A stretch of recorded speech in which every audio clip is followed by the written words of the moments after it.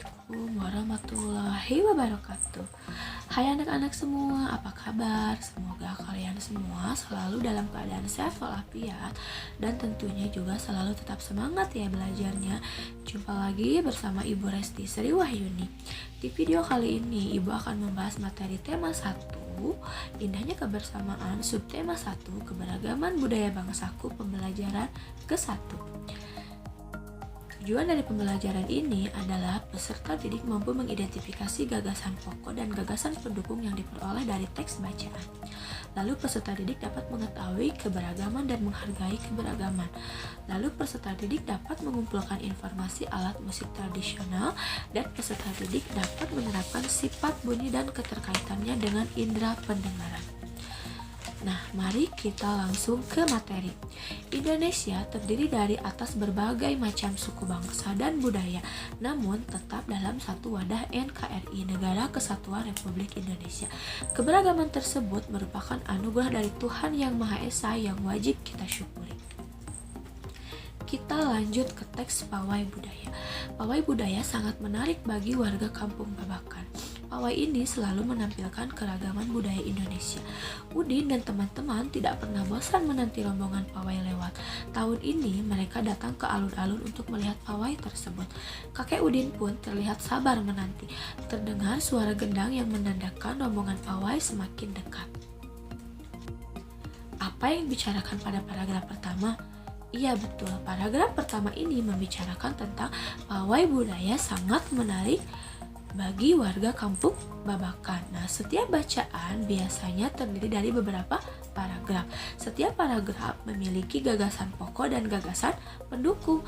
Ada yang tahu apa itu gagasan pokok dan apa itu gagasan pendukung?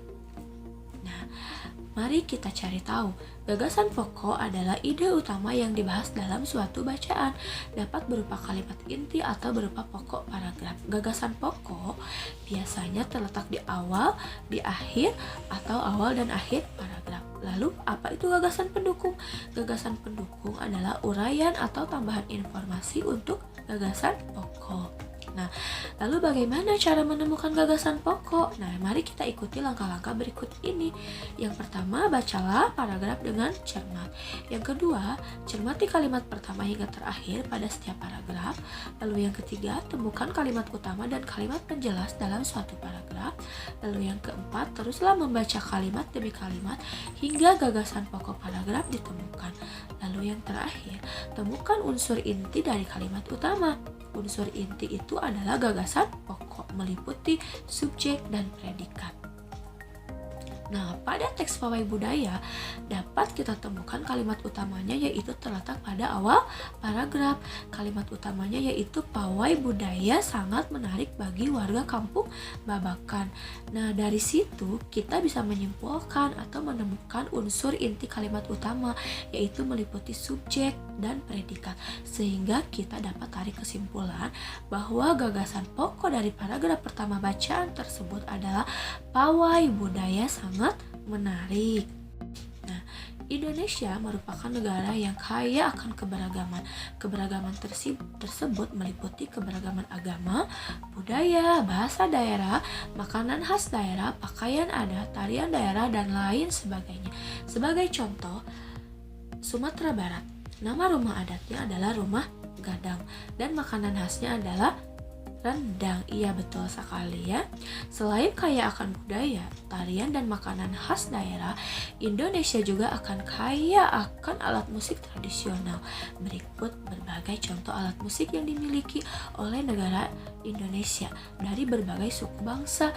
Yang pertama ini ada angklung. Angklung ini berasal dari Jawa Barat dan dimainkan dengan cara digoyangkan. Lalu ini ada gendang. Gendang juga berasal dari Jawa Barat, dimainkan dengan cara ditabuh. Nah, ini ada saluang. Saluang ini dari Sumatera Barat, dimainkan dengan cara ditiup. Dan ini ada kecapi. Kecapi itu dari Sulawesi Barat, dimainkannya dengan cara dipetik. Nah, alat-alat musik tersebut akan menghasilkan bunyi. Hal ini karena alat musik tersebut menghasilkan getaran. Getaran itu merupakan sumber bunyi. Bunyi berasal dari benda yang bergetar. Bunyi dapat merambat melalui benda padat, benda cair, dan benda gas. Lalu bagaimana caranya jika ingin menghasilkan bunyi yang lebih keras? Iya, caranya yaitu dengan memperbanyak getaran dalam setiap detik. Maka bunyi yang dihasilkan akan semakin keras. Jumlah getaran dalam setiap detik itu disebut frekuensi. Apabila frekuensi bunyi semakin besar, maka suara yang dihasilkan pun akan semakin keras. Nah, dalam kehidupan sehari-hari banyak perbedaan yang kita temui, mulai dari perbedaan agama, suku, ras, hingga warna kulit. Sebagaimana halnya sebuah permainan musik yang terdiri dari atas berbagai alat. Kehidupan yang nyata penuh dengan perbedaan pun dapat berdampingan dengan baik, asalkan setiap orang dapat menghargai keberagaman. Menghargai perbedaan akan memperkuat persatuan dan kesatuan. Semua orang harus hidup rukun meskipun memiliki perbedaan. Contoh sikap menghargai keberagaman yaitu berteman dengan siapa saja, menghormati orang lain yang berbeda keyakinan, senantiasa bertutur sopan dan berperilaku santun, memberi apresiasi terhadap keberagaman, cinta keberagaman, dan yakin akan banyak manfaat. Ayo kita berlatih. Yang pertama, temukan gagasan pokok dan gagasan pendukung pada paragraf 2-5 yang ada pada buku teksmu ya. Yang kedua, bertanyalah kepada orang tuamu untuk mencari informasi tentang keberagaman suku bangsa di sekitar tempat tinggalmu. Lalu yang ketiga, bagaimana sikap yang harus kamu tunjukkan terhadap perbedaan yang ada. Lalu yang keempat, identifikasi 3 alat musik yang ada di daerahmu, lalu bagaimana cara memainkannya. Nah, demikianlah materi untuk kelas 4, tema 1, subtema 1, pembelajaran ke-1 yang bisa Ibu sampaikan buat kalian. Semoga informasi dan ilmu pengetahuan yang Ibu sampaikan dapat bermanfaat buat kalian semua. Kemudian nantikanlah video Ibu selanjutnya. Wassalamualaikum warahmatullahi wabarakatuh.